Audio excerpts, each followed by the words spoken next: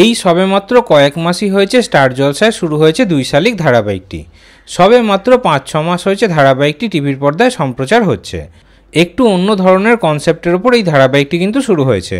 2 যমজ বোনের গল্প আমরা দেখতে পাচ্ছি, আর 2 যমজ বোনের চরিত্রে কিন্তু একই অভিনেত্রী অভিনয় করছেন না, একই রকম দেখতে 2 অভিনেত্রীকে নেওয়া হয়েছে।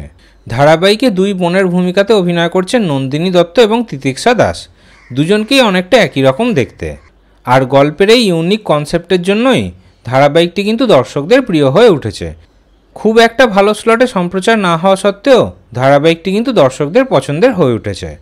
তবে এবার খবর পাওয়া যাচ্ছে যে ধারাবাহিকের গল্প এমনভাবে এগোচ্ছে যে ধারাবাহিকটি নাকি খুব শীঘ্রই শেষ হয়ে যাবে। অনেক দর্শকরাই এমন কথা বলছে।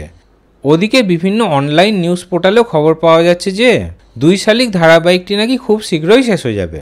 তাহলে কি সত্যি 2 শালিক ধারাবাহিকটি শেষ হয়ে যাবে?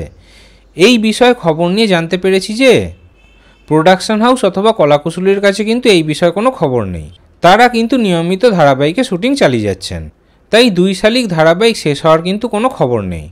যে সকল খবরগুলো চারিদিকে ঘুরছে সেগুলো হয়তো সত্যি নয়।